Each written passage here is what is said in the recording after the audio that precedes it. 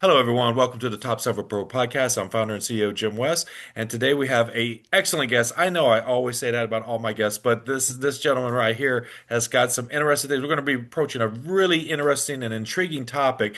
And so, without further ado, I'd like to welcome Peter Wonka to the TopCyberPro podcast.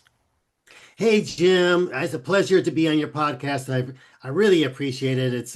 I mean, the topics you have are outstanding, and I'm just so happy to have the opportunity to share some insights with you as far as my background and what I've done in regard to the area of cybersecurity.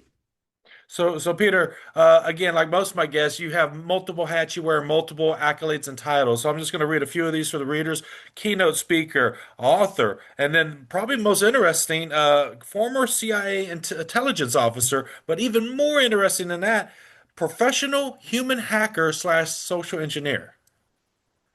Well, yes, I do take some credit for those. The kind of some of those is kind of like, as you know, with our careers, some things just sort of like we don't necessarily think we're going to get to that point. Kind of like with hindsight, we say, well, how did we get where we are today? And there's a lot of interesting twists and turns.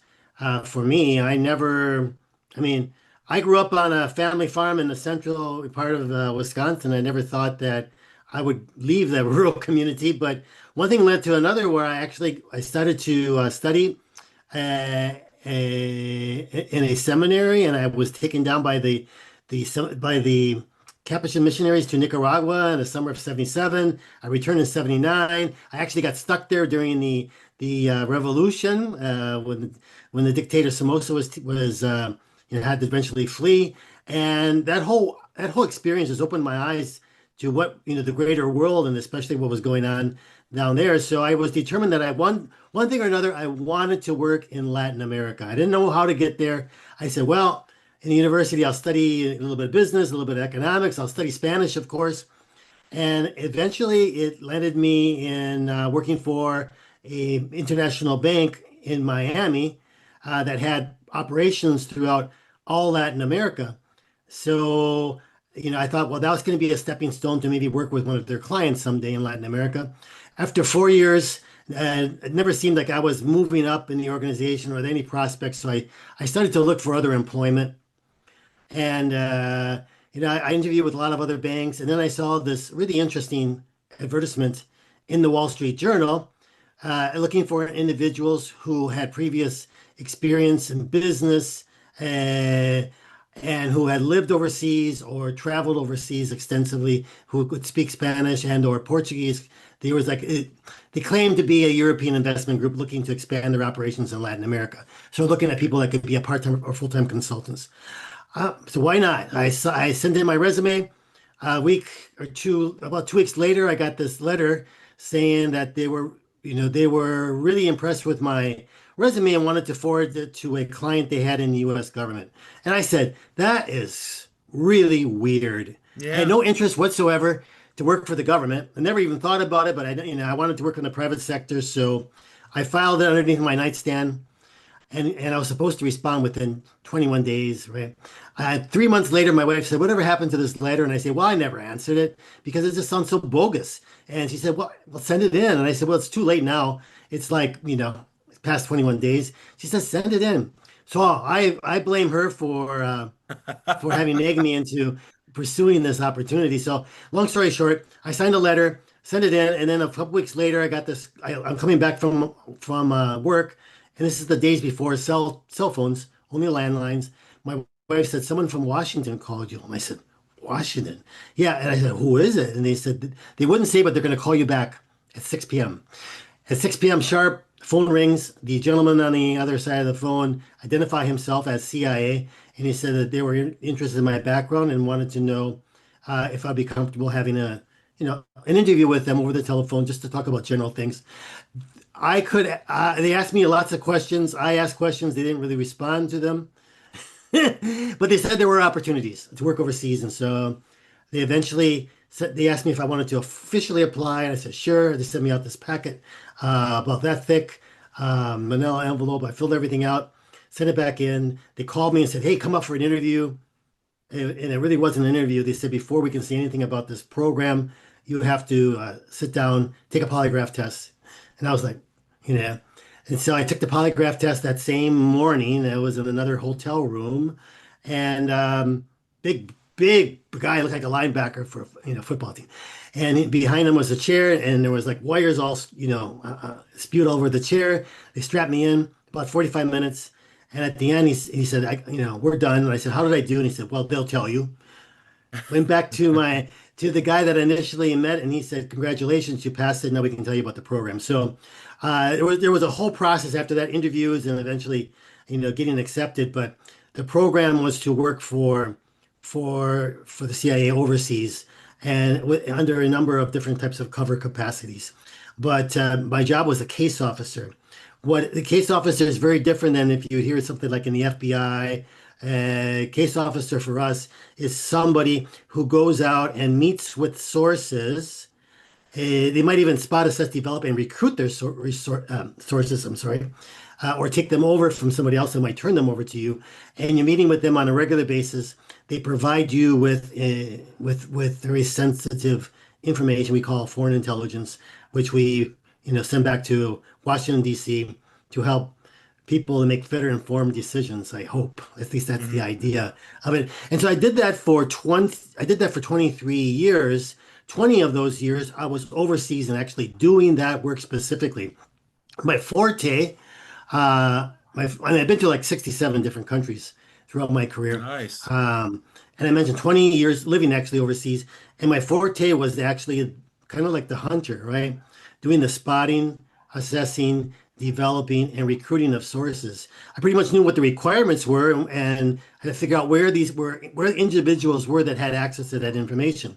And so it was really a form of social engineering. No one referred to it back in those days as social engineering. I prefer to use the term human hacking because we're not trying to hack into computer networks per se. We're hacking into the minds of individuals and getting to really, I mean, learn as much about them as possible, developing that relationship, a very close relationship of trust with them. Hmm. And then, I mean, the terminology, I won't, make any shortcuts here, but the terminology doesn't sound that good, but we say manipulate, right? It is a form of manipulation. If you're going to convince somebody to really betray their company or their country, I mean, you're manipulating them to the point that, you're getting them to do that. So that was sort of my eye opener as far as the art of manipulation. And I was really, really good at it, primarily because of the trust that I could, garner with everybody who I was dealing with. They really trusted me, and many times they would sign on a dotted line for me because they trusted me more than trusting any organization that was behind me. Wow.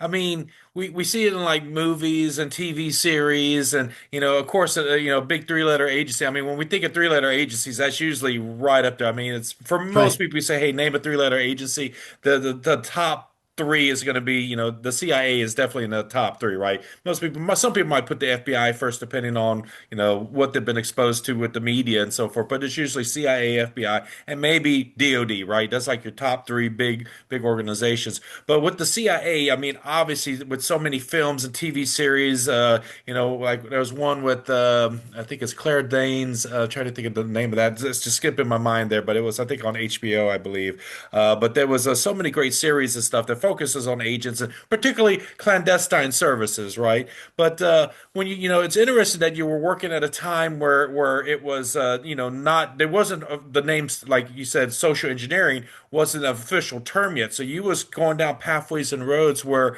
it was an art form, if you will, that was still being developed, right? Even like one of my Correct. favorite shows now is that's on Netflix is one where the FBI has their behavioral analysis unit. It shows the early days of them trying to Oh, like yes. profile serial killers. But in your Yes. case, with trying to hack humans, what are some of the stories that you could share that you're allowed to share? Obviously, from working with a very secretive organization like that, that you are allowed that you can share with us about maybe some close calls, near misses, or maybe an interesting story where your ability to not just read the room. People always use the term read the room, but read the individual where it really was beneficial to the operation or case.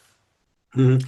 Oh, wow. Let me see. I mean, there's a lot of different stories where I had a few adrenaline rushes. I mean, I was working at one point focusing on organized crime. Even though the CIA, we focus on a lot of different areas. It's not just Russia and China. I mean, there's a lot of Mhm. different things that we focus on, and that changes depending on the state of affairs. I mean, there was a time when um, terrorism really wasn't that big of a topic, and all of a sudden after 9/11, it was huge, right? It was like driving everything else.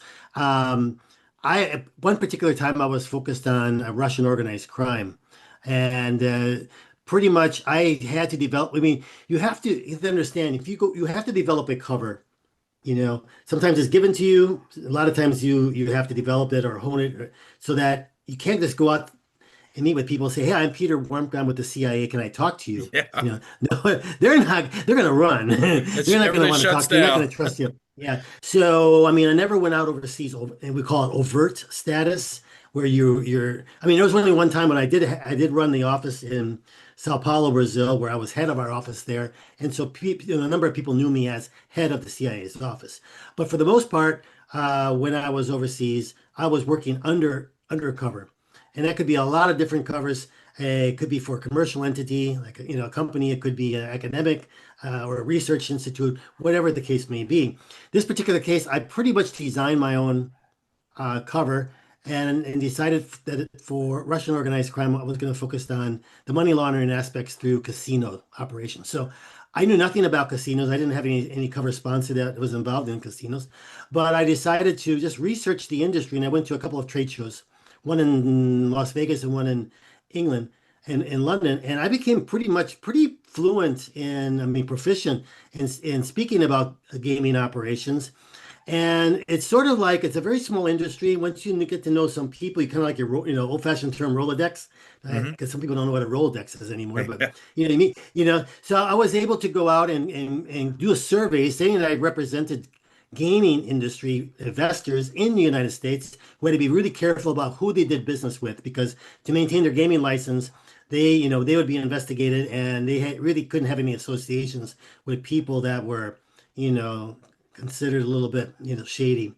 And so I would go country to country to country and do a survey. And many times I would say, hey, listen, I just came from this particular country and was there. And I would throw out some names of people who I actually met with, and they knew those people. So, I mean, I get this credibility because of Hmm. this Rolodex of people that I would speak with, but there was literally nothing behind me.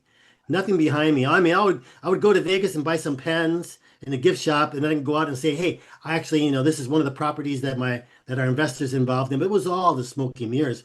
None of it was real. And I was told when you go out to these places, don't go to the high, the people at the top of the organizations, of the criminal organizations, because you're not going to recruit them. Focus on individuals that are, mid-level, maybe who are service providers, maybe who are attorneys that deal with the company. So I was actually traveling into the Turkish Republic of Northern Cyprus. I don't know if you know your geography, but Cyprus Hmm. is divided between the north and south, and the north had back at that time about 13 different casinos, and most of them, not all of them, but most of them are owned and operated by people that were, let's say, that had very questionable backgrounds. And so, but I would never want to speak with the owners.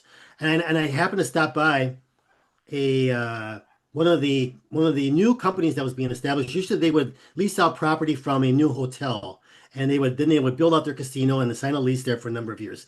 This particular property that was being built out was going to be run by one of the most I mean, a very, very significant individual who would be interested in. And when I met with the hotel manager, he said, "Hey, they're not done, but they're building this casino. Hey, would you, unfortunately the owner's not there, but would you like to take a tour?" I said, "Sure, why not?" We go over there, and then all of a sudden he says, "Whoa, you're in luck. The owner is there." So this is the top Oh. guy, right? And I'm thinking, what am I going to do now? Am I going to say like, "Oh, I don't have," because he said, "Would you like to speak with them?" What am I going to say? No. I mean, no, that's ridiculous. Of course, I would be, thrilled to speak to learn so much about his operations and talk about the industry, yada, yada, yada. So I had my elevator speech. It's sort of my 5-minute thing. This is who I am. This is what I do. This is where I've been. This is what I've seen. These are my observations in the Turkish Republic of Northern Cyprus. And then, he said, "Hey, would you like like an espresso?" He ordered an espresso. We sat down, and then he talked to me for good 20, 30 minutes about all of his interests, his operations, both there as well as in other countries. And I mean, I wrote back, listen, I wasn't supposed to meet with this guy, but this is what I learned from him. And but my adrenaline was rushing because I felt this guy, it's like looking the devil in the eyes. This guy is something that I don't want to have him feel that I'm anything other than who I'm saying I was. And there was actually another individual there who I made a number of trips, and I came back a second time, and I was told there's this guy who's very upset, and he's looking for you. You Oh, know, and I heard about this guy that he had a lot of other issues. He was kind of violent. He was an alcoholic, and so the reason why I found this is interesting. The reason why I found out about the fact that he was looking for me is that I always like to cultivate people who I meet who not necessarily as sources, but people that could kind of like watch my back. hmm And if someone comes to them asking questions about me, that I know that person is going to come and they're going to tell me. hmm And this was the case of a driver that I cultivated. I used him every time I went back there. And he actually even introduced me to this guy because he knew him and he knew what I was interested in. He said, I have this friend who is an owner operator of these casinos. Would you like to meet with him? And so he actually set that meeting up initially. But then I did some additional digging that somehow he found out about, I think through some of the public record searches. And when I came back to the country, he was, he found that out, and then he wanted to find me. And my driver, the friend said, well, I haven't seen him. He hasn't been back here in a long time. If he comes back, I'll let you know, but I haven't had any contact with him. But then when I got there, he told me all about it.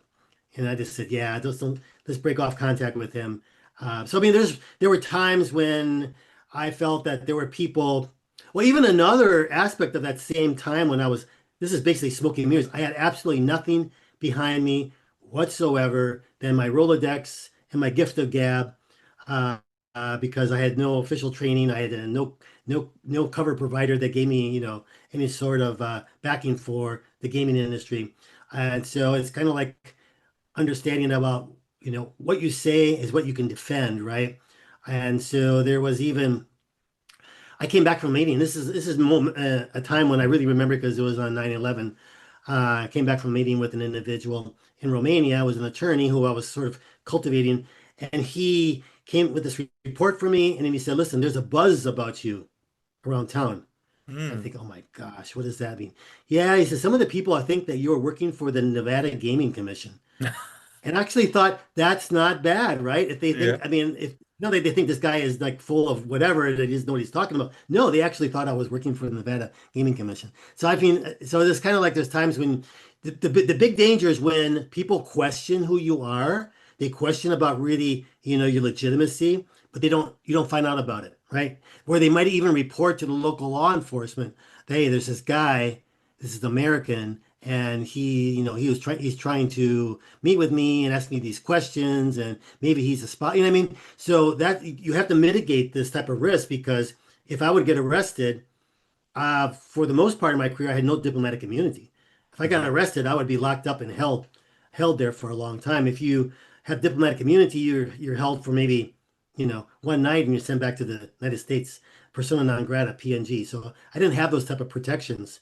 My only protection was really myself about what I could, how convincing I could be when I spoke to people, right? hmm And then building that trust with them, and then having them understand why I'm interested in them, how they could help me in maybe a particular project, and basically recruiting them pretty much to work with me in fulfillment of some requirements that I had for clients. So I never had to disclose the name of my clients. It's understood in the world.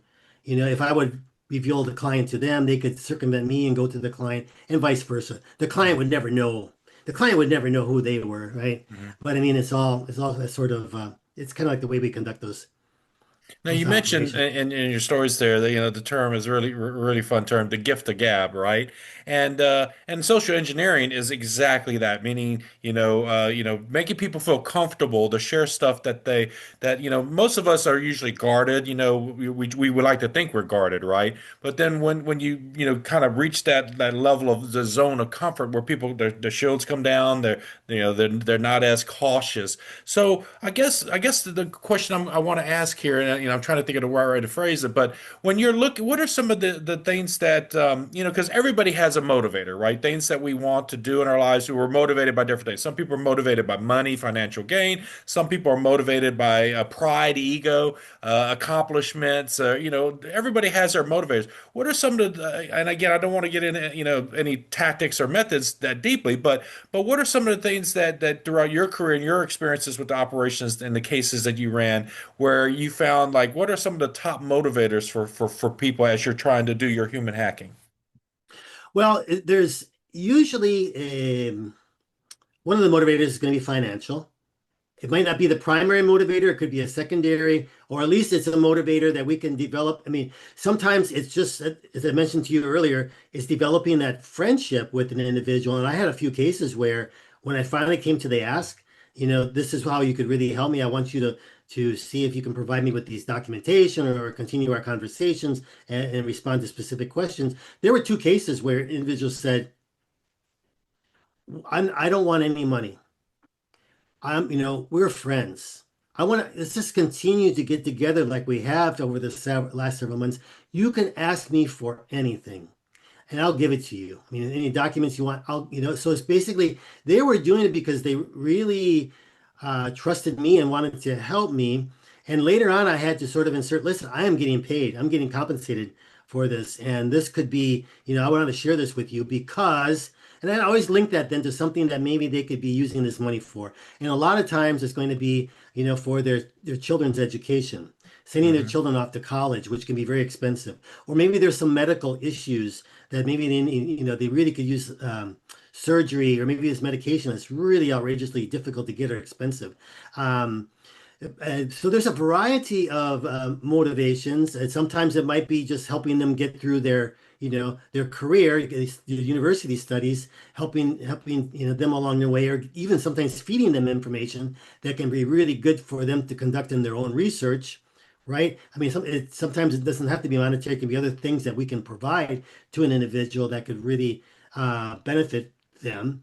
Sometimes it's ideology, especially during the days of the Cold War. But even today, I mean, there are individuals in countries that believe if this information is going back to the United States, not necessarily to the CIA or the U.S. government, maybe to a U.S. company, that if they have this information, it might help them decide to go ahead and make investments into Which their country. They think it could be more of value, jobs, not more just opportunities. right.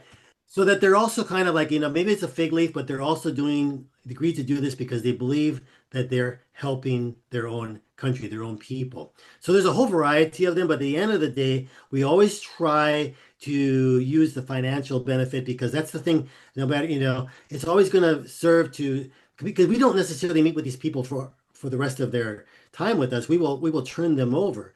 If I'm in a particular country and I recruit somebody, I'm going to eventually leave that country and I'm going to turn that individual over to another case officer. And so that has to be beyond just having a strong trust with me. They have to have sort of this commitment that they've been providing information, they've been receiving compensation for it, and it makes it easier then for us to transfer, to turn them over to another case officer who will then continue to meet with them.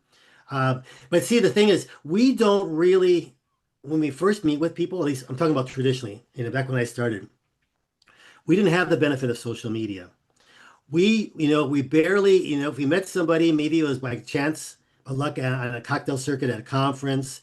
Maybe we knew that they were, had a position with a particular company. We give them a cold call, try to get together. But we knew very little about their own personality, really what makes them tick. We could only learn about that through meeting with them Face to on, face. having a few meetings, face-to-face meetings with them. And one of the great tools that we use, I don't know if you've heard the term elicitation. Hmm. That is one of the first things I learned in the CIA is how to elicit information. Because if you meet with if I were, hey, say Jim, let's go for coffee. You never met with me before, or maybe I happen to see you, I meet you at a conference, and all of a sudden I'm just hitting you with direct questions. You're going to be, especially for personal information or information regarding your company, you're going to be like, whoa, whoa, whoa, whoa, whoa, who is this What's this person? interrogation about? Yeah. I know because it's gonna smell bad, and so we use elicitation, which is a technique that's used in what appears to be casual conversation with an individual, to be able to direct that conversation. And we're maybe doing only 20% or 10% of the talking. They're doing the talking, and we continue to move that conversation along, kind of like a whiteboard. We whiteboard about different topics that we would like to learn from them. But we might ask some questions, but a lot of time it's just making comments about something, maybe something we saw in the news the other day, or something we heard from some individual that said, "This is how it works in their company." Is that like, it works like that in your company as well? Or getting them to maybe criticizing a particular political leader and seeing if do they defend that leader or do they agree? I mean, there's a lot of different ways. Basically, there's over like 11, 12 really specific techniques that are used for elicitation, and whether it's in half an hour or hour, and the individuals do not become suspicious. Actually, it's amazing the amount of sensitive information they give up about themselves and their company. And after that particular period of time, they can't wait.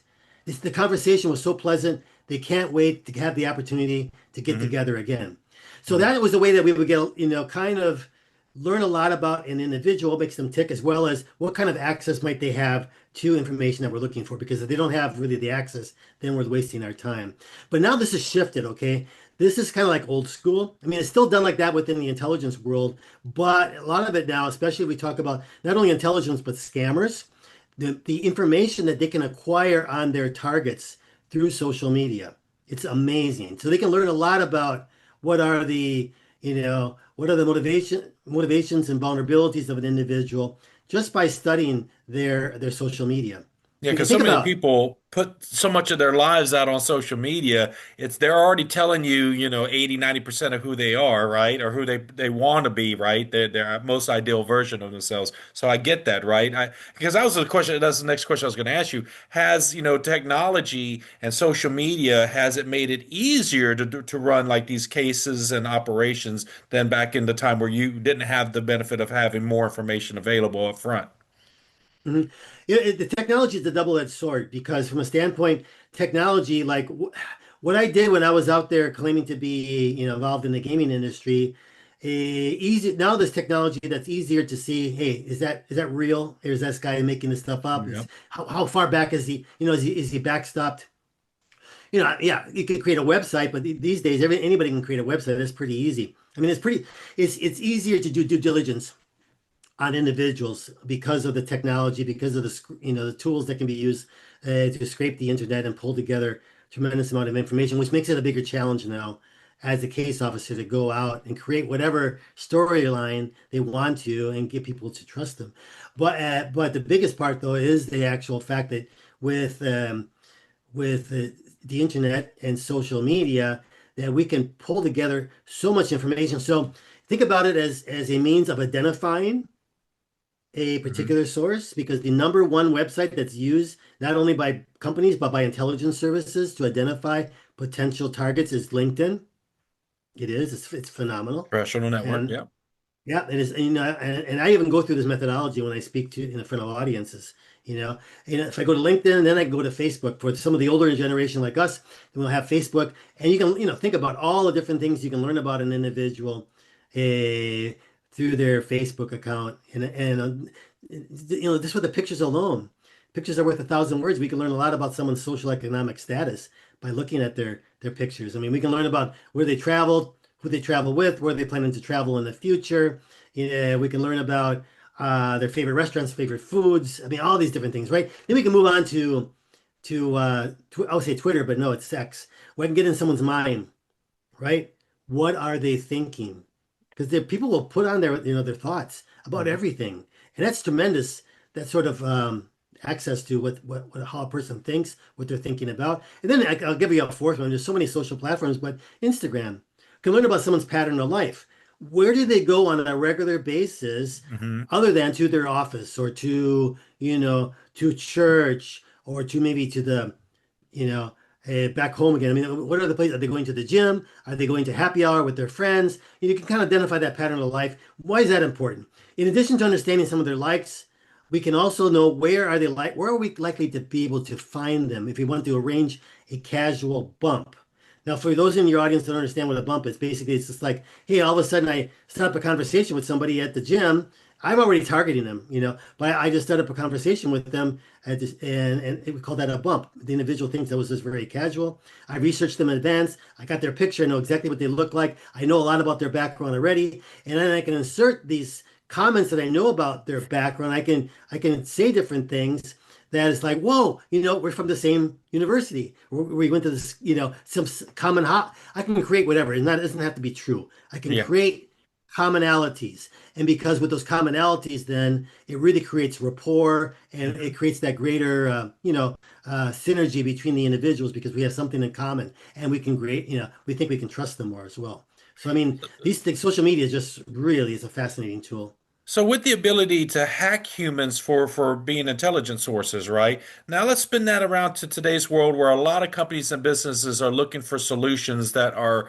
helping them to detect behaviors for things. The biggest thing, I think, the biggest threat to any business or organization is insider threats. And there's a lot of, training out there for trying to identify flags and markers and signs of an insider threat, or more so like in the Department of Defense or now Department of War. They have this, and the training, it's somewhat laughable given context, right? So they'll say there's certain indicators, like someone like stressors, right? Someone that's going through a divorce, so, or someone that talks about doing a lot of international travel or affluent lifestyles when they normally didn't, like any indicators that they've come into some financial gain or something that's just surprising. So they have all these markers. So, I've worked overseas for defense contractors for a long time. And so, like right now, I'm in the Middle East. And so in the Middle East, we got a lot of folks that work on the military bases out here, defense contractors that are making six figures that have not made that kind of money before in the States. And a large amount of that money is tax free.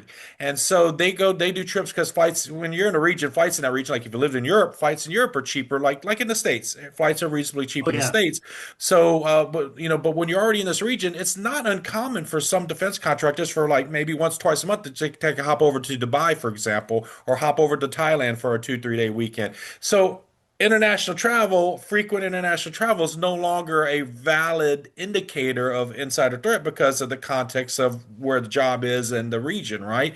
So sometimes the training might be good if you're in the States. Like if someone is like working in like Florida or like Miami and they're constantly making trips internationally and their job doesn't require that would be a legitimate red flag because international flights from the States somewhere else is usually about $1,000+ so if you're doing that pretty frequently, I was like, hey, this guy, he's only making 80K and he's spending at least 40 a year in travel. So the context is, I think, what is lost a lot of times in this the training that we see for insider threats. So from your experience and expertise, what are things that you see that can be improved in training programs? Is there ways that you've helped organizations improve their insider threat training? How can we take this knowledge and expertise that you have and make these things better? Well, the topic of insider threats is very interesting. I find a lot of individuals that approach this topic, they consider insider threats as somebody who maybe was negligent, right? Or they maybe clicking on the wrong link, opening the wrong attachment. They don't really focus very much on threat actors who will make these approaches to individuals inside the company and turn individuals who maybe on their own they would never become a threat. But you have this threat actor now that's in contact with them and begins to gain their trust and gets them to undertake an action, which is very, very detrimental to the firm. So I think it's really a lack of understanding of how these threat actors, who they are, kind of like who are the threat actors, what are they interested in regarding your organization? Because there's so many different things that these threat actors could. I mean, it could be the installation of. It could be financial extortion and installation of ransomware. It could be the theft of proprietary information, trade secrets.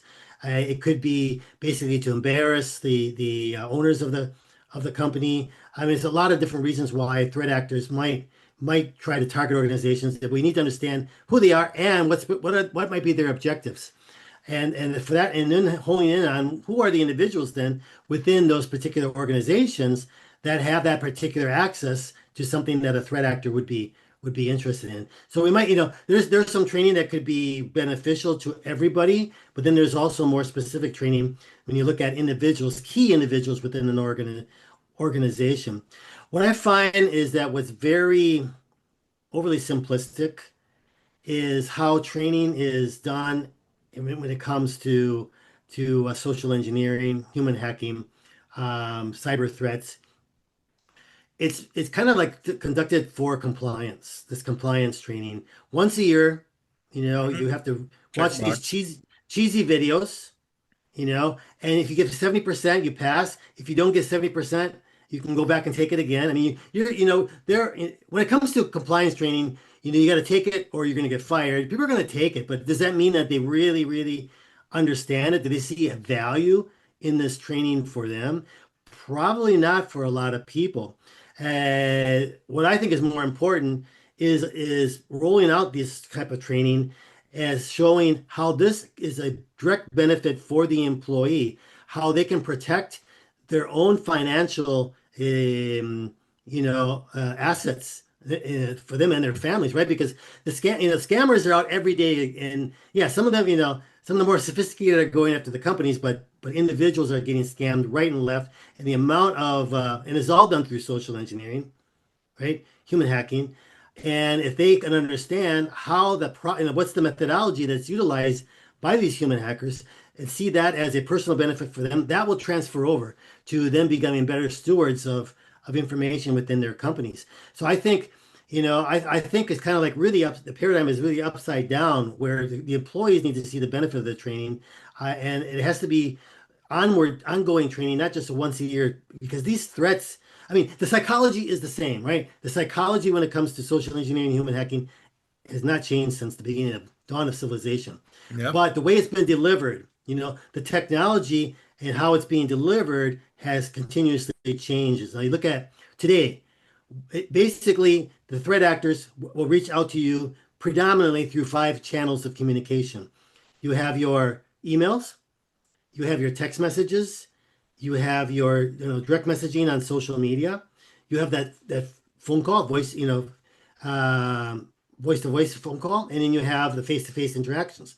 Those are just five different channels. I mean, there's a few other ones, but those are predominantly the different channels that the human hackers are going to be reaching out to you. But and their schemes are continually modified, and so the training has to be ongoing. It just Has can't to be evolve be with once a the year. with the tactics, right? So Yeah. AI is also with pretexting, for doing attempts to manipulate people. AI has been a tremendous benefit to the bad guys, right? Because sometimes back, you would have emails that would have misspellings and just poor English, and it was like, oh, this is not legitimate. Now, because AI can generate the email or generate the text message or even do voices and video, AI has enabled the bad actors to have a great tool at their disposal to convince people of whoever they're pretending to be or purporting to be. Leveraging tactics like urgency, authority, etc. But one of the things you mentioned already about in regards to just the training, I do agree. We need to have training more than just once a year and just the compliance and check the box. And that's one of the big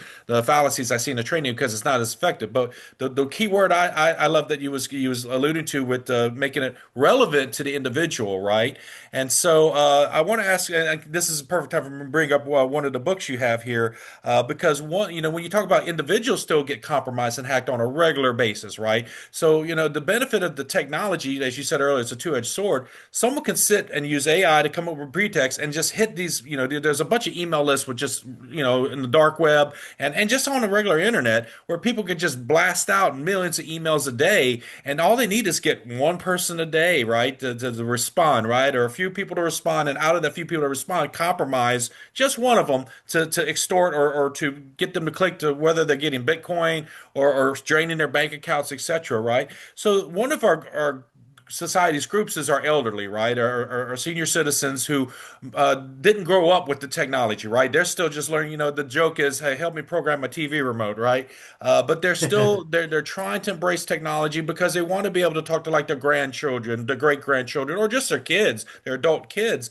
They want to use the platforms and get involved with technology. But unfortunately, because they didn't grow up with the technology and they don't always receive proper training on technology, that they are most susceptible. And so you had written a book called "Why Are You Messing with Me? Senior Survival Guide on Fraud, Privacy, and Security." So can we talk a little bit about the why behind that book? And I think I've already kind of said it, but I'd like to hear from the author himself. What was the why for that book? Well, really good question. Because the first book that I came out with, Confessions of a CIA Spy: The Art of Human Hacking, I was focusing more on reaching out to organizations, right? And how they need to sort of, understand these types of threats and how they need to you know, train their employees. And I was a bit frustrated with this because I was frustrated with the companies. It seems like their approach to the training was, as we spoken earlier, just really, really not optimal. And almost to the point of we'll invest more in technology, and not waste time training employees. At the end of the day, a lot of them really believe that. And to me, I got so infuriated because I'm thinking, what do you mean? You think people can't be trained? People can't be, can't. It's kind of like, are we hopeless as a human beings that we just it's just waste of time of training them? Or if we get hit with something, yeah, we can afford the loss. So it's like training was always at the very bottom. And I'm thinking of, the demographic. I still believed that it is so important, and I really believe in the cause, and I believe in the dangers of human hacking. And then I started to think, well, the largest demographic within society that's so vulnerable to scams and fraudsters are the elderly. I call it seniors or elderly. I'm part of that community now, so I can say I'm part of it. I'm over 65, but it's like very few resources available to them. Of course, you got ARP that does an amazing job, but a lot of there's not very many resources that are provided to these seniors to help them understand these threats, to increase the awareness. And I'm just every day I am seeing more and more news articles about individuals who have lost everything. We're not just talking about $10,000. $10,000 for some people could be a lot of money, right? We're talking about life savings. You put that in Hmm. perspective. Whether Retirement it's accounts, life yeah, savings. Yeah. sometimes into several millions. And it's not only the fact that they lost that money, it takes on a tremendous psychological, a trauma for them. How could this happen to them? How could they let this happen to them? And they're really embarrassed. They don't want to tell anybody about it. And they're just devastated. And it's not like if a company takes a loss, yeah, usually a company can recover, right? But if individuals like these take a loss like that, it's very difficult to Especially when recover. you're looking Some, at the lens of, 30, 40 plus years of their life financially gone in an instant. You're right, it's devastating, right? And the psychological impacts, again, a lot of it goes unreported, unfortunately, right? So they don't even begin to start the process of trying to do any recovery. And then they still have to worry about the bills and worry about the financials and just the worry and anxiety that does definitely take not only a mental toll but a physical toll because panic attacks and all these things can be very devastating, especially with the folks above 65. Um, yeah. I definitely would like to talk a little bit more about the other book, but I've been looking at the seal there behind you, and I definitely want to ask you about what is the Counterintelligence Institute, what's the why behind it, and what are some of the services and things that that business does or that organization does? Well, I established Counterintelligence Institute in 2019, and for the purpose of really working with organizations to help them understand that, from my background in counterintelligence for over 23 years, I help them understand, what are the different threats out there. And the terminology sometimes kind of like it doesn't carry over in the minds of a lot of people that when they think of counterintelligence, they think, oh, that's government, right? But counterintelligence basically is really understanding, what vulnerabilities do you have to a threat actor, and how do you protect yourself from being targeted? How do you protect yourself? How do you know when maybe that internal threat is growing? And how can you defend against these things? So basically, that's I've used that to provide consultancy services to organizations. But even more than that, it ends up being going out there and going on a speaking circuit. I've given a lot of keynote presentations regarding the art of human hacking at major trade shows and annual conferences for a variety of industries. I'm also a certified fraud examiner, and so it kind of goes hand in hand. We talk about scammers, fraudsters. Hmm. So I speak to a lot of the different chapters across the nation of the Association of Certified Fraud Examiners, and and I continue to write. But basically, my main mission has been to increase the awareness of individuals, right? And then now it's transitioned, not just for individuals who might be, working for companies, but more and more so focusing on those seniors, on the elderly, because you think about it, the elderly, when these scammers approach them, one thing they'll incorporate, which is, I wouldn't say new, but one thing that's a little bit makes it difficult for the seniors to talk to anybody is they will incorporate, the secrecy, called secrecy. They say, don't tell anybody about this. For whatever reason, they'll say, don't share it with your family, don't share it, with your bank, don't share it with anybody else. And they'll have a reason for why they shouldn't share it. So the seniors, they go through this thing and they won't tell anybody. They won't tell anybody what's going on. And so, and once they have developed this relationship, because it is a relationship, it's a very trusting relationship, even if they never met this person face to face, right? But they trust in them 100%. Once you get into that, once the fraudster gets their claws into somebody, there's really no salvation. It's really almost impossible to save this person from not being scammed out of tens of hundreds or millions of dollars. It's almost like for them you need to have this awareness up front that will identify red flags. So when all of a sudden there's an issue coming up, they can say, that's a red flag. That other one's a red flag. Maybe I need now to slow down and think about this, right? Slow down. But until they have that sort of awareness, they won't slow down, I right? was watching a And documentary on it was I forget the name of the actual scam or the like we hear the term Ponzi scheme, but in this particular scam, this guy was offering all this financial benefits and so forth with minimal amounts of investment, and so this one person had given a small amount of money. They felt comfortable taking the shot at it, and of course they got a decent return on the money as promised and delivered. So they were hooked at that moment because they actually saw the money come back to them. But of course, what does that do? It's the golden goose, right? The folks is like, well, we started off with 10,000 and we got 5,000 back. That's a great return. What if we did 100,000? And then there's where the hook was set. They'd given a larger amount of money, which they took the risk, but they believed in it after they saw that first return. So they thought, oh, if we do this, we'll get at least this much. But then all of a sudden it was okay. Well, we need another amount, another amount. And so then the sunk cost fallacy, which gets a lot of people once they've bit on the hook, they keep putting back in, thinking that eventually they're going to see that return. And it's such a shame how that psychology is used against them, and the criminals are pretty good experts at it. So back when with your consulting though, I want to get back to that before I get too far down this other rabbit hole because I want to respect your time here. You know, when you mention consulting with businesses, corporations in the private sector, one of the things that I think people don't really think about is that there used to be a term called, trade secrets, and that's still very alive. Like intellectual property is the lifeblood for a lot of companies. If you're an application software company like a Google, having even a nation state like China or North Korea or South Korea or any country really, still your intellectual properties, it can cost you money because they can put it out a market and the product cheaper than what you was going to put it out, or even circumvent your marketing efforts.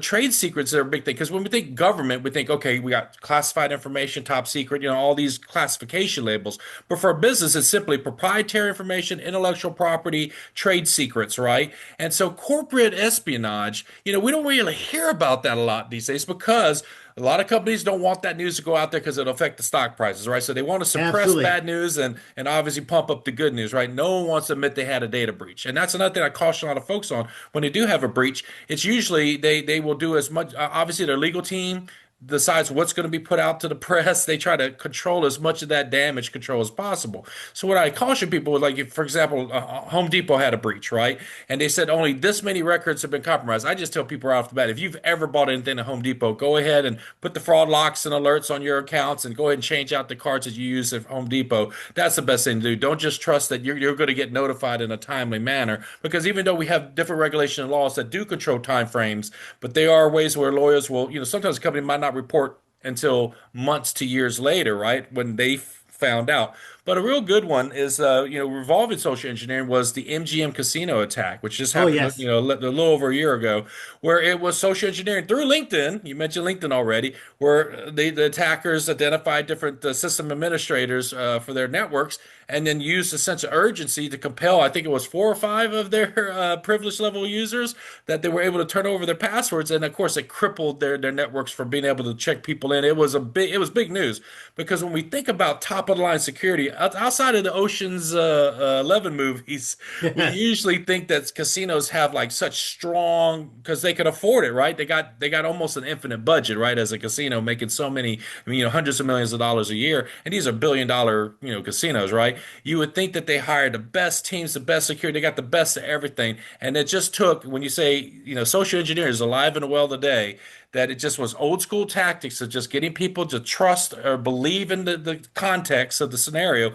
and hand over the keys to the kingdom, right? And so just Yes, as a little more than a year ago, a lot of companies won't report it if they're not legally obligated to, will go without exactly. reporting it. And so again, social engineering is alive and well. And so doing the consulting work you do, companies, we don't hear about it enough because they may not have to report it or they report it months later. But I for one know and believe that trade secrets and intellectual data is king, right?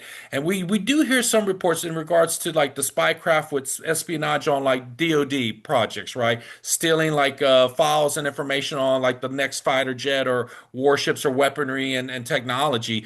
We hear that, right? We'll hear those stories and cases of that. But I believe in the corporate world because beyond the defense sector, you still have other corporations that might make parts or things that will eventually be used as part of like military or federal agency operations, right? So I believe that the corporate espionage is very alive and well. It's just not reported enough or talked about it enough. So from the work you do, what could you say around that you're comfortable with saying? Am I right in that assumption that it's very alive and well, or is it like not as a big of a deal as I think it is? Oh, you are, you're underestimating the seriousness of this. This it is very alive and well, and I would even throw this question out. I don't have a specific answer, but what percentage of information, trade secrets, are stolen without any discovery that it's happened? And Hmm. that, my friend, I think that, that is huge. It wouldn't surprise me if that's over 50%, maybe even higher. I mean, not knowing, I mean, there's a lot of different ways that, the data breaches can happen without it appearing to be a data breach on the system that anybody can detect. Let me just give you one really quick example. How if someone told me, oh, we got the greatest and greatest of controls here so that no one's going to be able to breach our network, and I said, well, do you have employees? Yeah. Do you have some of your employees who are on LinkedIn? Yeah, of course.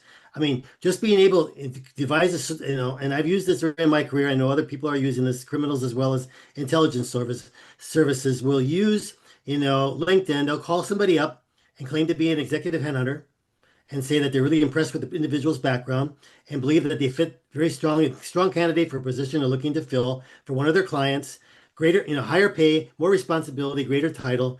And, what do they have to lose just to go out and have a chat with this individual? So they have a chat with this individual. It might be a one-time collection effort, through elicitation to get all this information, or it might lead to developing a relationship as the executive recruiter. Eventually, one opportunity that falls through, another opportunity that falls through, another opportunity that falls through. The individual's a bit frustrated when, and then, then the head auditor can say, listen, you told me during our first meeting that someday you wanted to be a freelance consultant in the industry. I think I found a perfect opportunity for you. You can stay in your current job, earning your salary with your benefits, and start to consult on a part-time basis to one of my client. It's, for cash. You can get, gain your experience. It's sort of it's like a win-win. So, and, little by little, there's more and more sensitive information that's requested, but at the same time, the employees got, it's got on the hook. They're getting that money. They're getting accustomed to providing this information. They find a way to justify it in their own mind. And this doesn't appear as a typical data breach of the networks. But the companies are hemorrhaging information.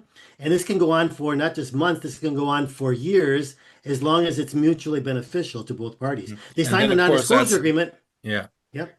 And it's not accounting for, once they get uneasy, then the threats can come. Well, you've been taking payments from us and you've already Yeah. been in breach and so the blackmailing happens, right? And so the Right. tentacles and claws are in. Man, that's just amazing how quickly it becomes a slippery slope. But I think we're both in agreement. There's so much information that's being stolen wholesale day by day. And like you said, it's not always the security that we pay millions of dollars for and the services to detect it because it looks like normal behavior on the network because they're compromising the people people who run the Right. businesses and operations. Again, Peter, I know we could talk so much about this, and we're running up on time, but thank you for sharing so much what you shared with me. So this is the part of the podcast I like to take a break from all of the tech talk and cyber talk for a moment and hit you with some. This is called my moment of levity, where I'll hit you with some rapid fire questions. Whatever the first answer pops in your head, just blurt it out. There's no right or wrong answer. So if you'll humor me, I'm gonna throw some questions your way, and I'll start with this one: Is a hot dog a Sure. sandwich? I heard a discussion about this the other day. I would say yes, it technically is a sandwich. Okay. Hey, he says a hot dog's a sandwich. Let's go to the next one. This one splits the room of IT people. So Star Wars or Star Trek?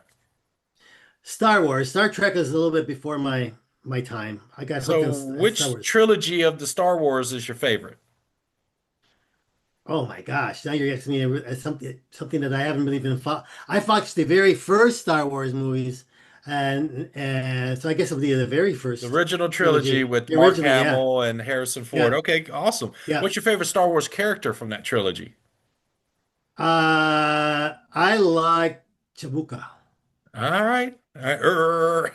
Okay. Yeah, I mean Uh, that guy, yeah, I yeah, like him. He's well respected. He doesn't have to communicate very much, and he looks pretty powerful. He's intimidating.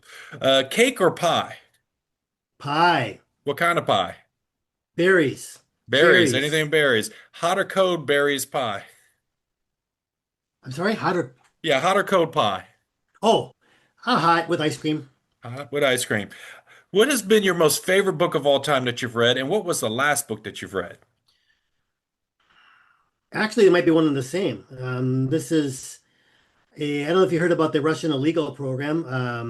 Probably not enough time to get into it, but I mean, for some of your listeners, if they watch the series called The Americans, I mean, it goes through this whole thing about how Russians have sent out intelligence officers to take on the identity or nationality of another country. Not, they don't want to have any tail back to Russia. They'll even learn a new language. They'll have, be documented in this new country, and they're very, very effective. And I've been following that issue for quite some time. I've even known some individuals who have been worked in that capacity and have left the service of the KGB. But the book itself is called The Illegals, and it's written by Shaun Walker. And it came out maybe a couple of years ago, but it goes into great detail with a lot of different cases about the illegals. And it's a passion of mine. So I've been reading a number of books on the topic. But yeah, that's the one. Oh, wonderful. Well, if you give me the URL for that book on Amazon or I wherever will. it's sold, we'll make sure folks will save you to Google search. It'll be a link in the description below for you.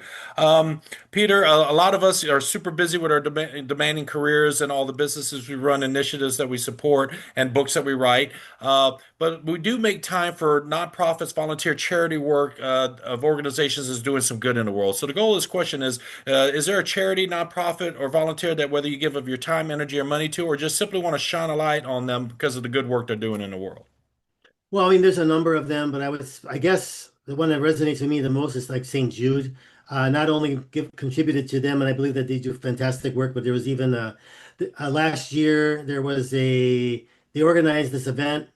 Maybe that wasn't St. Jude, but it was some of the St. Jude that they organized a conference, and they had speakers like myself and other individuals to talk about various aspects of security. And people who wanted to attend the conference, it was just a small amount of money that they had to pay, and everything was all that money was donated to, I believe, maybe it was St. Jude, but yeah, St. Jude is top of the list. All right. And one of the things that if anyone's watching at this point, they're like, "Hey, Jim, you skipped over a couple of questions you usually ask all your guests." And one of the questions is your day one story of when you decide to go in IT cyber. And folks, he's had a different kind of career outside of IT cyber, even though the topic we're talking about is very relevant to cybersecurity operations. So that's why I didn't necessarily ask this question, but he did kind of describe how he got involved with the CIA. And then the other question was, the question about naming people that have been influential in your career. So out of respect to his career with the CIA, we don't want to name names because of the nature of the organization. So, out of respect to Peter's career, I didn't ask those two questions. So, hopefully, folks will understand. Hey, that you kind of skipped over a couple questions. Yes, all your guests. I just kind of want to put that out there in the video. This next question, though, is if people are watching, saying, "Hey, I didn't know that it was not just all just simply spy work, clandestine, that there's other jobs and stuff with the CIA. Besides that, if someone wanted to start learning more about the work that you've done or the work the CIA does, what are some resources, maybe outside of just going to the CIA's website? Because some people are like, I don't want to go on their website, they're going to start tracking me. But what are some resources and things, or maybe even other books or people on YouTube or any resource you could think of outside of the CIA that people can learn more about the organization and the work they do and maybe pursue eventually a career with this Central Intelligence Agency?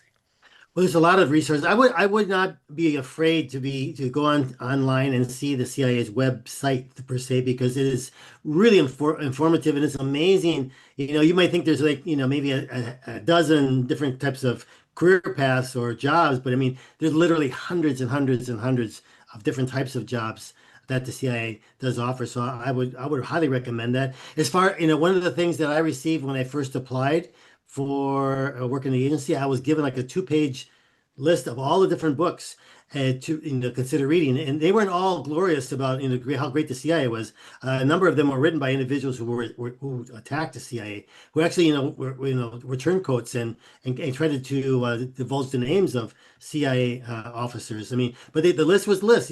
Read everything that's out there. Try to make a balanced, uniform decision. So I mean, I don't have that list today, but if someone were to do a search on Google or even ChatGPT, hey, provide me with a list of books regarding the CIA or intelligence or what aspect of intelligence, they would provide you with that and just get on Amazon. You can buy those books. Reach out to individuals like myself or anybody else you might see on LinkedIn who maybe, there's a number of people on LinkedIn that you'll see had previous documented service with the CIA, and just you might, want to set up a conversation with them because you have genuine interest in exploring opportunities. I would say that's, as far as getting and you got to realize you just can't do that with one person. You need to do that with several because every person has their own, respective experience. Some people have fantastic careers. Other people would say, oh, it wasn't for me for a variety of reasons. So I think there's a variety of resources out there. Take advantage of all of them. Oh, yeah, also there's also an organization called AFIO, the Association of Former Intelligence Officers. And it's publicly out there. You can do a search. I think it might be .org, AFIO.org, but it's open to everybody, and you can join without having been a former intelligence officer, and have access to a lot of information that they put out. And there are always people there too that love to have the opportunity to mentor Wonderful. individuals from the Well, general Peter, public. give me any URLs that you have available. I'm going to copy paste them in the description below. So, folks, we're saving you some Google searches there. Just pause the video, check out the links below. Peter, what is coming up in 2026 for you? What stages are we going to see you on conference events? Is there another book maybe in the works? What are your big goals for 2026? Oh, there's a few things that my goals are always a little bit bigger than my capacity, right? Or, don't put all your eggs in one basket. So I'm trying to do a number of different things.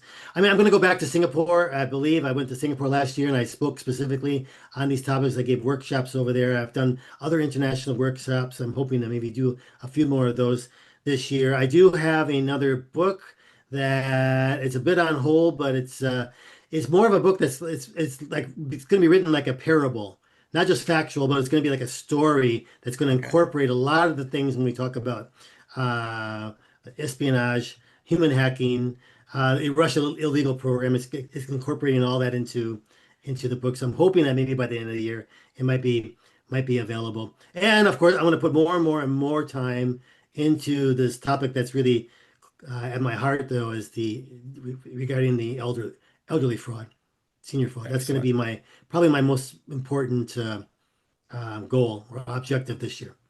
Excellent. Well, for all my guests this season, and this was not in the agenda question, folks. So again, Peter, this question is it wasn't on the agenda, so I don't mean to put you on the spot. But for all my guests this season, I offer them the final word. Whether you want to talk about your favorite ice cream flavor, color of the rainbow, politics, it could be about work, it could be about human hacking, but it could be about anything, your hobbies, your interests, whatever you'd like to say. The final word is yours, sir. I think it's just fast. People are fascinating, and I think we can all enjoy life a lot more if we focus on the people around us, right? Because we tend to be thinking, and very insular, Hmm. what Yeah, affects me as a me. person, right? And everybody's like that, right? The person next is like that. They're insular. They think but I mean, if I think, the more that we can do to understand that that person is just like us, created just like us and has the same needs and wants as we have, or very similar, and I think just learning more about these individuals, who are probably more valuable than anything else that technology can offer us are the other humans around us.